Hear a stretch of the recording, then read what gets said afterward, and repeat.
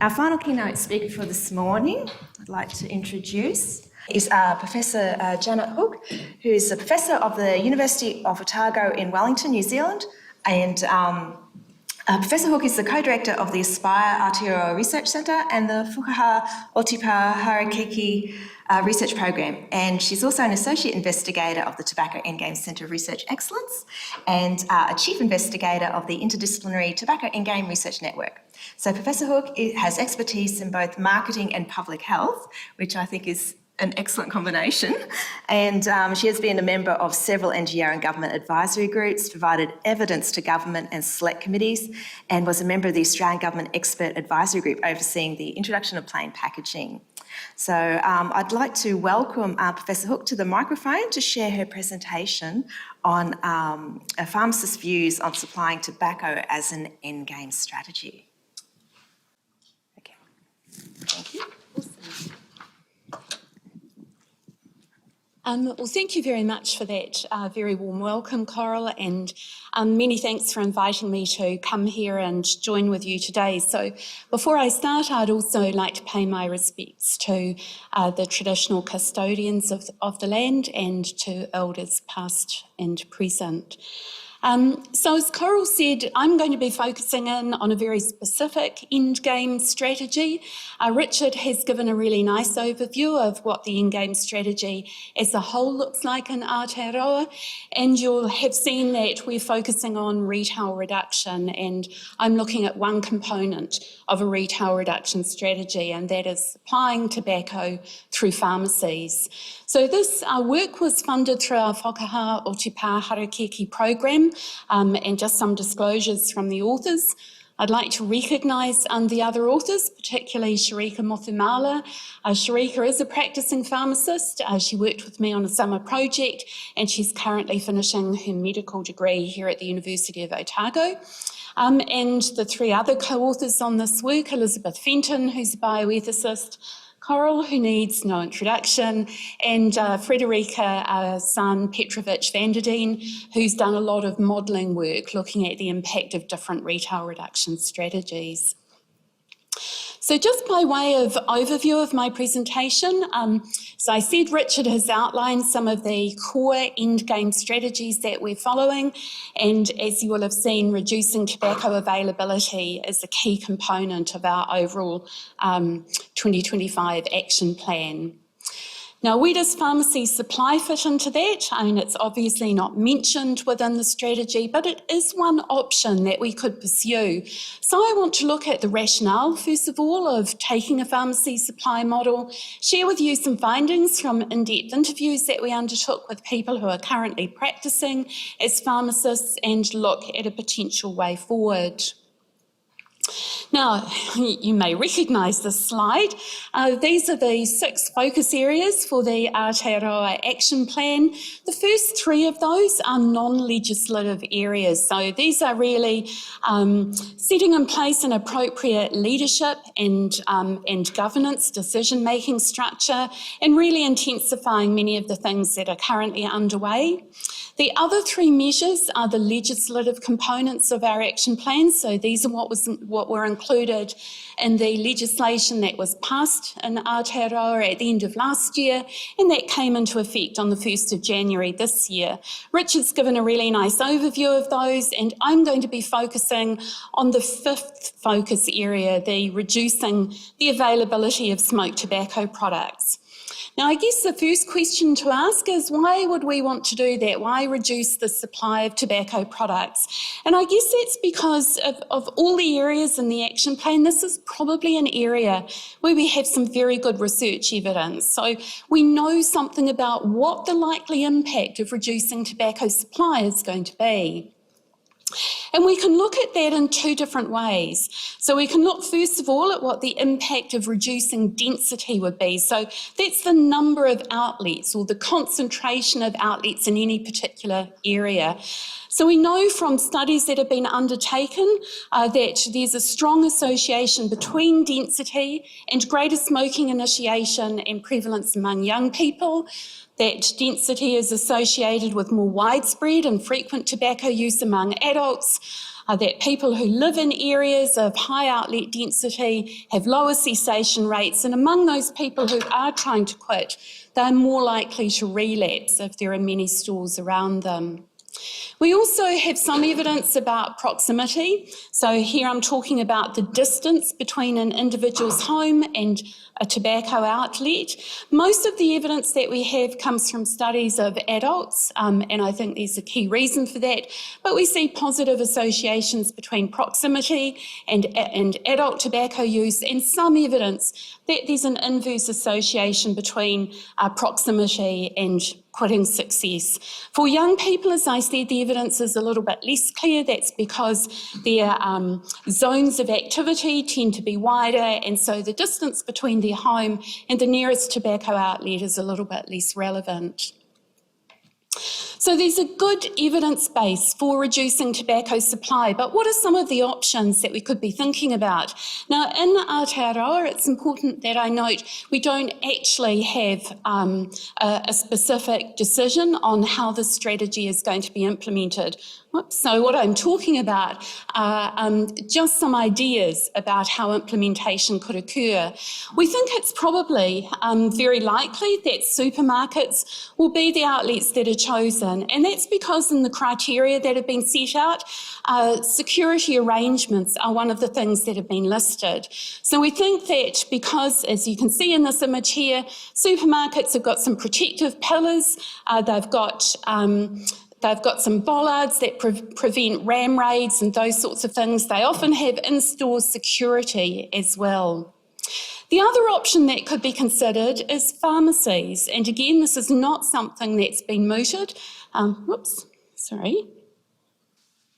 do I get this going again, Carl? Just seem to have, here we go. Yeah, I have. So pharmacies have also been suggested, and I think the reason why it's important to think about pharmacies is because these move away from the commercial supply model that's implicit in any kind of supermarket or other retail outlet arrangement. Pharmacy supply would move us towards a health promoting model, and I think that that's a really important shift, or a kind of philosophical shift that we need to be thinking about. Now, modelling work that's been undertaken by people like Frederica suggests that pharmacy supply could increase the rate of smoking cessation, and we also know that pharmacists have professional standards, and so non-compliance with things like age restrictions seems to be less likely simply because it would be professionally inconsistent. But for many people, when I talk to colleagues in the US, they kind of say, you know, are you out of your tree? This is a really weird thing to be proposing because we've only just got tobacco out of pharmacies in the US. And we know that US pharmacists were very motivated to make that change. They did a lot of community mobilisation that resulted in the voluntary delisting of tobacco from many pharmacies, and also resulted in the implementation of some local ordinances that took tobacco out of pharmacies. So why would we in Aotearoa want to be doing something that is so fundamentally different to what's just been happening in another nation? Well, I think the difference is that we have a very different model of pharmacies in New Zealand.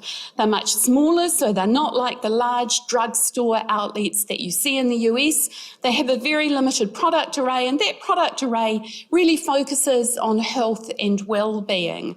So it's quite a different setup to what we have or what's available in the US. There's already a similar model that operates with methadone, so there's a precedent, if you like, for using something like this. But in work that Frederica and Nick Wilson did, where they surveyed pharmacists, they found pretty mixed support for the idea, so a majority were opposed to supplying tobacco, although support for the idea did increase if there was some evidence that it had been successfully implemented elsewhere. But in the work that they did, it was essentially a short survey administered to people. They didn't elicit detailed responses, so they didn't have an opportunity to probe what were some of the factors factors that underpinned that support or opposition to the idea. So that's where we thought we might be able to make some kind of contribution. So we were really interested in how pharmacists saw the idea when we had an opportunity to probe those underlying rationale with them. What did they think about supplying tobacco if that was framed as a measure to support the 2025 goal? What did they see as the potential risks and benefits of the approach, and what were some of the barriers that might impede implementation of the policy? How did we go about doing that? Well, our initial recruitment occurred through Sharika's professional contacts. So we recruited 9 people in that way, and then we used snowball sampling to recruit an additional 8 participants. The eligibility criteria were that people had to hold an annual practicing certificate, and they had to work at least 1 day a week as a community pharmacist. So we wanted people who were likely to have some lived experience or potential lived experience of what it would be like if this policy was to be implemented. So our interview guide looked first of all at their views on the 2025 goal, and then we focused in on some of the functional factors. So what might need to be addressed within these stores before this idea could potentially become feasible. But what we were most interested in were some of the ethical factors. So how would supplying tobacco fit with how they saw themselves as health professionals? So we gave our participants a $40 koha, and the interviews lasted between about 30 and 60 minutes. We undertook a 2-phase analysis, so we used a qualitative descriptive approach to look at those functional factors, things like time, space, training, and so forth. And then we used a more inductive approach to explore the ethical factors. And here we looked at recurring metaphors, and they were pretty easy to identify. And we used a social constructionist epistemology. As I said, we were very interested in what they saw as being the lived experiences. And we used a reflexive thematic analysis. Obviously, as people working in a health profession with experience of being a pharmacist, we brought different skills, knowledge and expertise and tried to incorporate that or recognise that in our analysis approach. So what did we find? Well, here what I want to do really is to share participants' views with you, because I think nothing speaks more clearly than the voices of participants. So we looked first of all at the physical store design. This participant was thinking much more generally, started off saying, well, you need the staff and they need some training. And then he said, you really need the space to do it well. So you need space not only to store the product, because they anticipated that they might need much more storage space, but you also need space so that you can have those kind of personal, in-depth, detailed conversations that are going to be required if you're providing support to people. So he said it's going to be hard in the pharmacy where I'm working at the moment for me to have a space where I can have those private, intimate, personal conversations with people. And that was important because without that space, he couldn't provide the level of care that he thought these people would need, that they would deserve, and that would be that he would be beholden to provide as a health professional. Time was also a major constraint, and it's important to recognise that we conducted these interviews during the rollout of COVID vaccinations. So pharmacies were already dealing with many additional demands on their time. And this person said, look, we just haven't got time for it. We're under the gun, you know, in every sense, in terms of time pressure, dispensing pressure. We can't let the number of scripts accumulate in the pharmacy, people's expectations of us, and also there was some deep-seated aggrievement about the difference in pay that they received for administering COVID vaccinations relative to GPs. So adequate reimbursement was also a recurring concern. One woman said, I can only spend a few minutes per person, like there's just no way with the design of the pharmacy and the expectations, the number of scripts, that I could even leave for 5 minutes to talk with someone who's buying tobacco. So time was a major limiting factor. Training was also really important, and I think training provides some important ideas that lead into the ethical concerns. So this person said the staff need to be trained, but he was very specific about who needed to be trained. It's the pharmacists, the technicians, the interns, not the ordinary, the general retail staff. Because if it was just a general transaction with those staff, it's no different to any other kind of outlet where you don't require people with the skills and expertise that pharmacists bring in order to make the transaction. It's no different to being in a service station or a supermarket. Safety was another big concern, and that again in Aotearoa where we're seeing a lot of ram raids and thefts of tobacco products from stores, it's obvious that safety would be a concern, but it was more than just that. People saw pharmacies as being a safe space. It was a place where people could bring their concerns, their anxieties, their health worries, and they could get some advice that would improve things for them. Introducing tobacco would taint the safety of that space. So it took away from that, and then of course there were the concerns about immediate physical danger. You're putting your pharmacist and your staff in a lot of danger. We see that in the media all the time about the burglaries that are happening. People were also concerned that the customers, the patients coming in, would see it not as a health professional who they were interacting with, but just another retail setting where they would go and put their money down, expect to get their tobacco, and become potentially aggressive if there was some kind of communication with them that encouraged them to think about cessation. So the net effect of all of this was that pharmacists, or many of them, probably just over half of our sample, thought they just wouldn't be able to do a good job of it. They needed to have good trained staff, and they needed to be able to provide a very high level of service, because doing otherwise would detract from their status as health professionals. So they said, unless it can be done properly, pharmacists just shouldn't be putting up their hand to do it. Okay, so these ideas, many of them carry through to the sort of concerns about ethical factors and the interest that we had in explicating those. So for many of the participants who we talked to, supplying tobacco was an absolute existential threat to who they saw themselves, the role of their pharmacy in the community, and the impact on the community itself. So they said it's starting to make pharmacies just look like a shop or a supermarket or a dairy, a small convenience store. And for them, that was just degrading. It took away from how they saw themselves as health professionals. Some of them said, well, it kind of depends on how customers would see you. But if you're just a glorified checkout chick, like what does that say about you and all that time that you've spent acquiring this professional knowledge and expertise?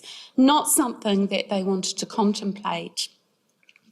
As I said, that threat was not only a personal one, it was also a threat that they saw to their profession and to their community. If you don't do it well, all you're doing is what a dairy is doing, but it's going to be more expensive. So the outcome would be negative for the individuals, for the profession, and for the community.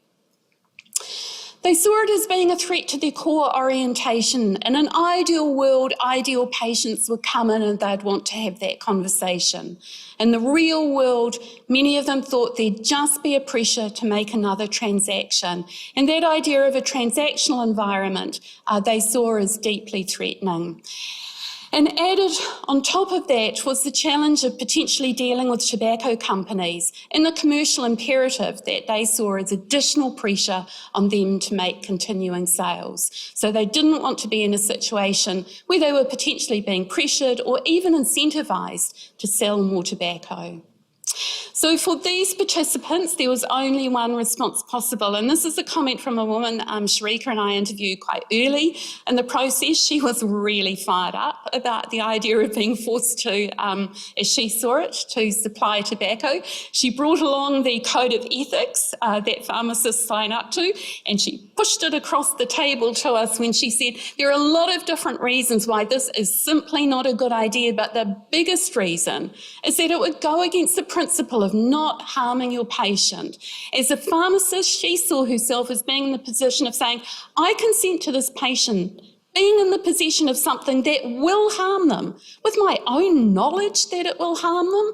It was simply an intolerable proposition to her. So that was probably the majority group in our sample, but there was also another group that saw a way of accommodating this existential threat. And these people were probably at best neutral or lukewarm about the idea of supplying tobacco, but these are some comments that they made. And this person really summed up these tentative feelings. Maybe it will be good. Maybe we can start these conversations with people who smoke without having too much pushback. But this threat of being no more than somebody selling at a supermarket was something that they really needed to rationalise. What would make it different to buying tobacco at a supermarket? The difference would be that we could create more relational interactions. We'd develop a relationship with the people who are our patients, not simply another commercial transaction. So some of them saw the idea as really having potential as primary health providers. They thought they were easily accessible to communities. They thought that they could add something different, and for them that was the way that they could rationalise supplying tobacco. The point of view of the person who's smoking, they can still get tobacco, but we give them something else, we give them something more, and only we can do that because of the expertise that we have. So it's a difference that we can make to the health of our community. And one person, she spoke really quite intensely about the benefit that she thought that she could bring. And she said, helping someone achieve their goal of stopping smoking, it's really rewarding. And if you can do that without stigma, without them feeling insecure or that there's no hope and nothing can be done, well, giving people hope, giving them the idea that there's an option and that they're never left stranded or alone, that to her was something that would make supplying tobacco worthwhile. So what are the implications of these quite different views? Well, I think it's pretty clear that a pharmacy's supply model would face many barriers, particularly if it was introduced as a first-tier measure. But as prevalence falls, as we know it's predicted to do, then I think that we've got a real opportunity to change from this commercial mindset to a health promotion model. We know that commercial interest in supplying tobacco will decline as prevalence declines. There's not a great profit margin on it. If there are fewer people buying it, the commercial payback is simply going to reduce. And as VLNCs get introduced and prevalence falls, that loss of commercial interest is likely to intensify.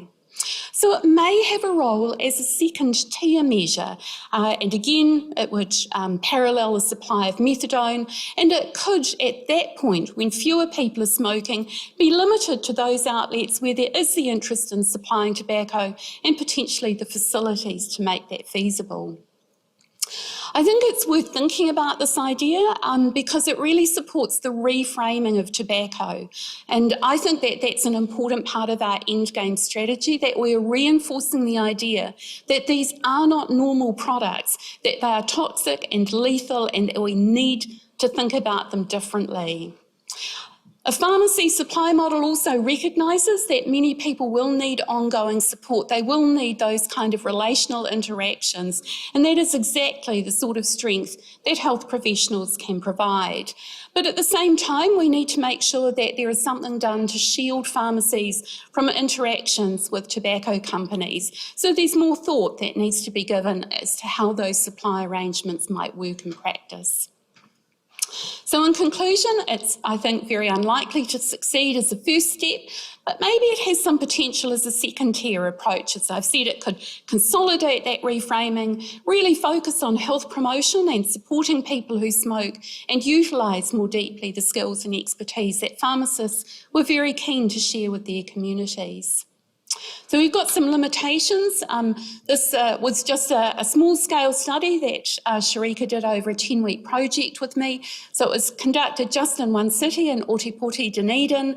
We drew from predominantly urban and suburban practices rather than rural ones, although we did try to sample people who were working in pharmacies located, no, I shouldn't use high deprivation, I should follow Ray and say in communities where there are fewer opportunities available to people. Some people had limited time, so 3 people we had to interview on their lunch break, so they were shorter interviews, but for the most part, we had really probing and varied views expressed, and I think we had some really rich data shared with us. So happy to answer any questions that there might be, and I've just got, won't go through those, but happy to share references and stuff from our study as well. So thank you. Do you have any questions in the room? Okay, I've got a question online here, a couple of questions actually. So pharmacies are getting more, they're getting bigger, they're becoming more like franchise models and so on in Australia. So do you think this is going to also happen in Aotearoa, and that might also lead to some of the same issues in the US in terms of if they were to adopt this model, that it could just become, again, like another product line that's just sold alongside, I guess, dishwashing liquid and all sorts of other things? Yeah, I mean, I think we are already seeing that in Aotearoa. We're seeing discount pharmacists that have much bigger premises being established, but I think the people who we talk to were people from community pharmacies, so they don't have the footprint where they can expand in the way that these other outlets were. And for them, I mean, I would see it as being a point of competitive differentiation, that they do have the facilities and the staff and the training and the space in order to have those conversations, which I don't think the warehouse chemists would be interested in providing. And I've got another question here. Has any thought been given to a hybrid model, supermarkets plus pharmacies, which might support different smoking populations?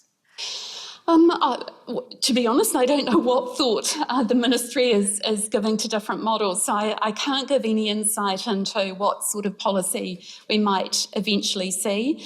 For myself, I wouldn't favour a hybrid model simply because supermarkets are always going to be focused on that commercial mindset, and to me there needs to be a clear differentiation. So I would see it as being a sequential process rather than a combined process.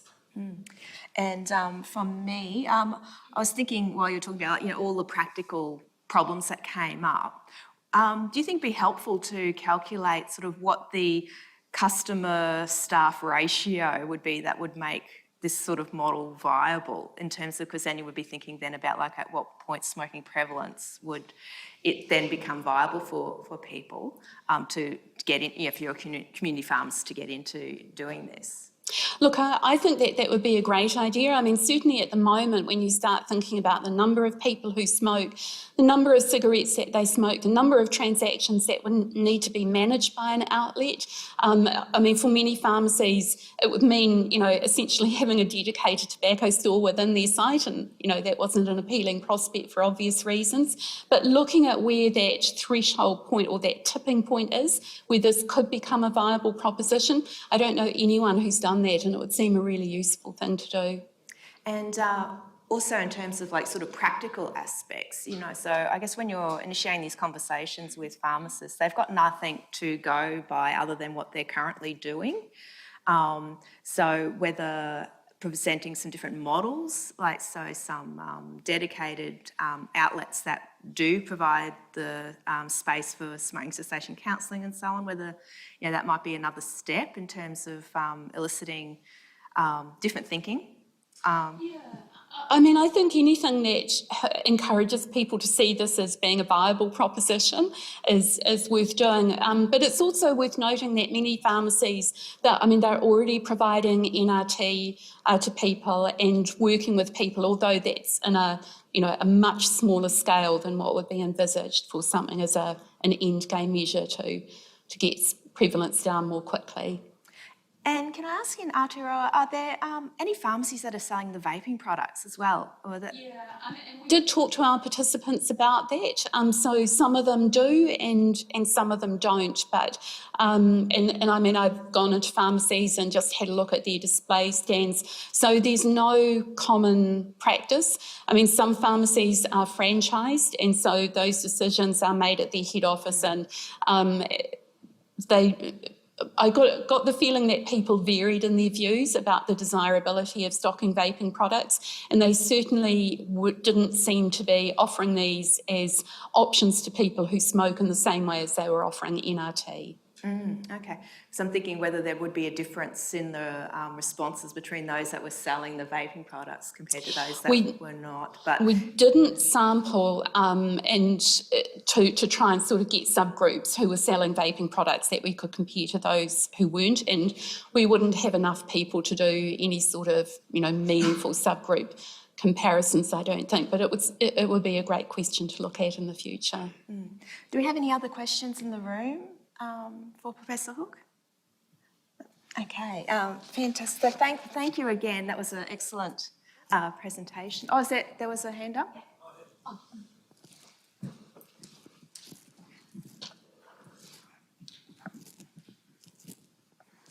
Sorry, I was just going to ask, are there any studies specifically focusing on pharmacists who are supportive of providing tobacco in the US, and like what the major arguments they put forward are, and whether that resonates with pharmacists in New Zealand potentially, or could? So just to make sure I've understood you properly, so you're looking at what the core arguments were among US pharmacists for delisting tobacco, and I think if you go into a drugstore in the US, it's a bit like going into a mini supermarket. They've just got such a huge array of products that are sold. And so I think they were really thinking about it from the point of view of a mini supermarket model, and they just didn't want this to be among the many varied product lines that they sold. The Chemist Warehouse that are starting to become established in Aotearoa, they don't have such a diverse array of products. So even those outlets wouldn't parallel what's occurring in the US, and the community pharmacists, which were the groups that we talked to, they're very, very different stores. Okay. Yeah. Okay. Fantastic. Thank you so much.